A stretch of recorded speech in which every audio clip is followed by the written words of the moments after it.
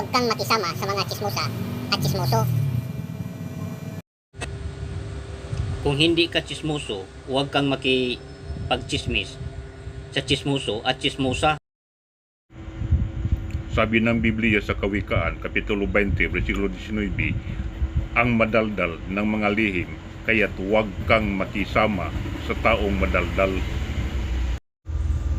At sa 1 Timoteo 5:13, sila'y mga chismosa at mapanghimasok na nagsasalita ng mga di karapat-dapat.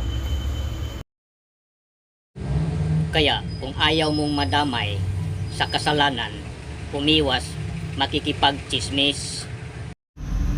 Ang tunay na Kristiyano, salita ay nakapagpatibay, hindi nakakasira.